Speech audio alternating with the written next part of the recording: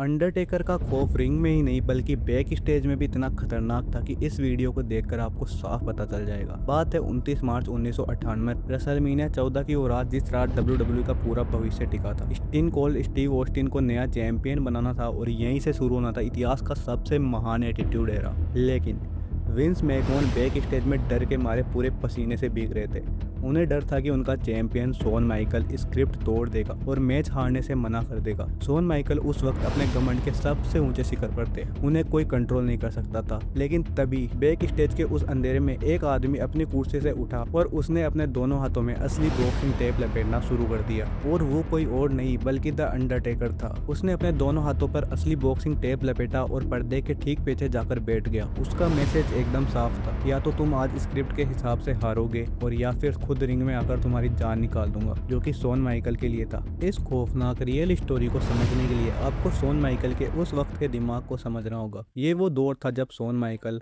Heart break kid कम और एक जिद्दी बिगड़े सुपरस्टार ज्यादा थे। उन्होंने हाल ही में मॉन्ट्रियल स्क्रूजॉब में ब्रेट हार्ट के साथ असली धोखा किया था। शॉन माइकल के पास पावर थी, लेकिन उनके साथ एक बहुत बड़ी दिक्कत थी, उनकी कमर पूरी तरह टूट चुकी थी। दर्द इतना भयानक था कि वो हेवी पेन किलर्स के नशे में रहते थे और नशा इंसान को अनप्रिडिक्टेबल बना देता है। विंस मैकमोहन को पता था कि शॉन को रेसलिंग से रिटायर होना पड़ेगा, इसीलिए रेसलमेनिया 14 में उनका ऑस्टिन से हारना और बेल्ट हारना बहुत जरूरी था। लेकिन शॉन माइकल बैक स्टेज सबसे यही कह रहे थे कि मैं ऑस्टिन जैसे किसी टकले और बियर पीने वाले इंसान से बिल्कुल नहीं हारूंगा। शॉन माइकल ने साफ धमकी दे दी थी कि वो मैच वाले दिन कुछ भी कर सकते हैं। विंस मैकमोहन शॉन माइकल को बार बार समझा रहे थे, लेकिन फिर भी वो समझने को तैयार नहीं थे। तब जाकर लॉकर रूम के असली बॉस ने अपना कमाल दिखाना शुरू किया, द अंडरटेकर। अंडरटेकर कंपनी के सबसे वफादार सिपाही थे। उन्हें पता था कि अगर शॉन माइकल ने आज ऑस्टिन को नहीं जीतने दिया तो फिर WWE बर्बाद हो जाएगी। मैच से ठीक पहले जब शॉन माइकल रिंग की तरफ जाने के लिए तैयार हो रहे थे, तब द अंडरटेकर गोरिल्ला पोजीशन में जाकर पर्दे के पीछे बैठ जाता है। ये वही जगह थी जहां रेसलर पर्दा हटाकर रिंग में एंट्री करते हैं। अंडरटेकर ने किसी से कुछ भी नहीं कहा। उन्होंने चुपचाप अपने दोनों हाथों पर सफेद रंग का असली बॉक्सिंग टेप लपेटना शुरू कर दिया।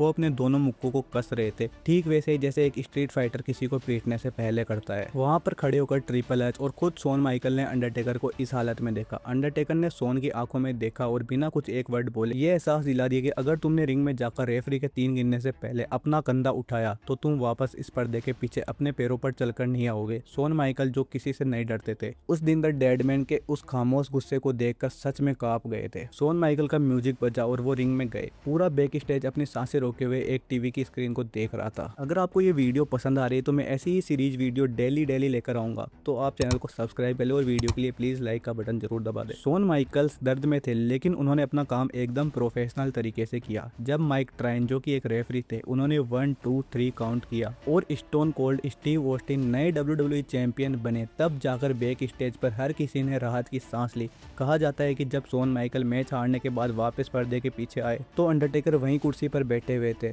जब टेकर ने देखा कि शॉन ने अपना काम ईमानदार से कर दिया है, तब टेकर ने धीरे से अपने हाथों से बॉक्सिंग टेप खोलना शुरू किया और वो चुपचाप वहां से चले गए। ये कोई WWE की स्टोरी लाइन नहीं थी, बल्कि ये रेसलिंग की इतिहास का वो अनकहा सच था जिसे बाद में शॉन माइकल और ट्रिपल एच ने खुद अपने इंटरव्यूज में कबूल किया था। द अंडरटेकर सिर्फ एक कैरेक्टर नहीं बल्कि बैक स्टेज का वो असली जज थे, जिनके फैसले से विंस मैकमोहन में इनकार नहीं कर सकते थे। अब आप मुझे कमेंट्स में ये बताएं कि क्या आज के WWE लॉकर रूम में अंडरटेकर जैसा कोई असली बॉस है जिसे रेसलर सच में खौफ खाते हो? अपना जवाब नीचे कमेंट्स में दीजिए और चैनल को सब्सक्राइब करके